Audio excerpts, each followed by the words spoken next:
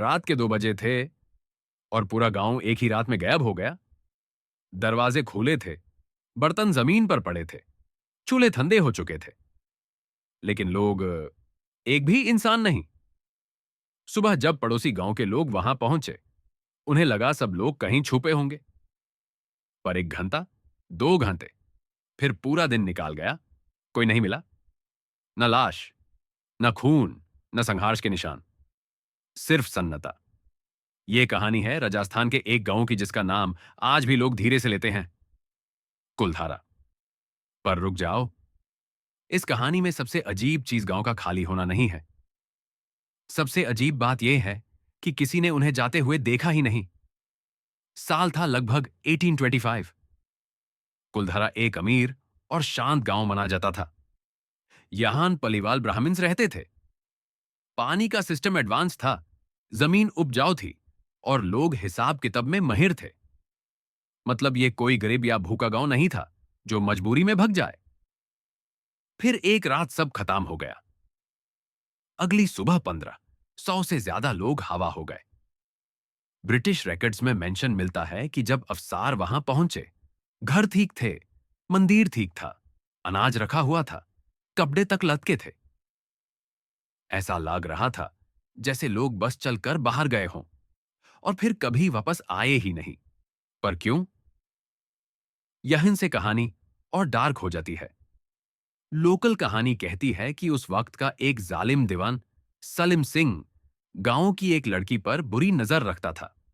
वो उससे जबरदस्ती शादी करना चाहता था। गांव वालों को धमकी दी गई, या लड़की दे दो या गांव तबाह कर दिया जाएगा। उस रात गांव वालों ने कोई फैसला किया, पर क्या फैसला, किसी ने नहीं देखा, किसी ने नहीं सुना। बस इतना पता चला कि अगले दिन गांव खाली था। और एक और अजीब बात, गांव के बाहर रेड पर उस रात के बाद कोई फ्रेश पैरों के निशान नहीं मिले। सोचो जरा, 1500 लोग, बच्चे, बुजुर्ग, औरतें, सब एक साथ निकले होंगे, पर उनके जाने का रास्ता आज तक कंफर्म नहीं। कुछ लोग कहते हैं वो रात में ही दूसरे गांव में शिफ्ट हो गए। पर फिर सवाल उठता है, इतने बड़े झुंड को किसी ने देखा क्यों नहीं? और अगर माइग्रेशन था, तो रिकॉर्ड्स क्यों नहीं? दूसरी अजीब बात यह कही जाती है कि गांव वालों ने जाते वक्त श्राप दिया था। कहते हैं उन्होंने कहा, यहां कोई दोबारा बस नहीं पाएगा। आज 200 साल बाद भी वहां परमानेंट सेटलमेंट नहीं हो पाया।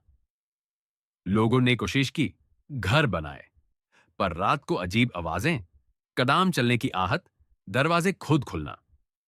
सिक्योरिटी गार्ड्स तक ने रात की ड्यूटी से मना कर दिया। पर सच क्या है? कुछ लोग पहली थियरी देते हैं, फोर्स्ड माइग्रेशन। हो सकता है दीवन का दर इतना ज्यादा था कि गांव वालों ने सीक्रेट प्लान बनाया और रात में साइलेंटली निकाल गए, अलग अलग जगह बस गए, अपनी पहचान छुपा ली।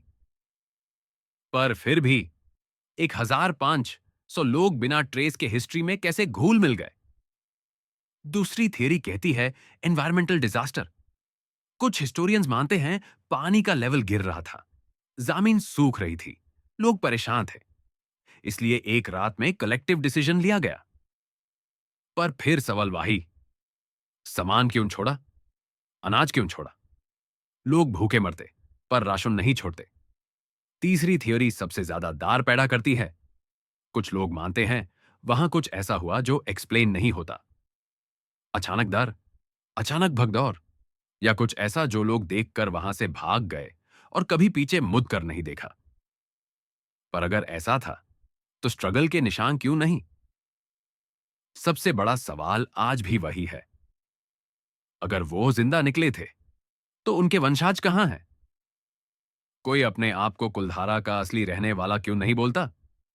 हिस्ट्री बुक्स चुप हैं, रिकॉर्ड्स अधूरे हैं। गांव आज भी खड़ा है, पर बिना लोगों के। रात को वहां हवा चलती है तो टूटे हुए घरों से आवाज आती है, जैसे कोई धीरे से बात कर रहा हो, शायद कहानी सुना रहा हो, या शायद वार्निंग दे रहा हो। पर असली बात अभी भी वही अटकी है। एक पूरा गांव एक ही रात में बिना निशान, बिना अलविदा कैसे गायब हो सकता है? और अगर वो लोग खुद गए थे, तो आज तक वापस क्यों नहीं आए?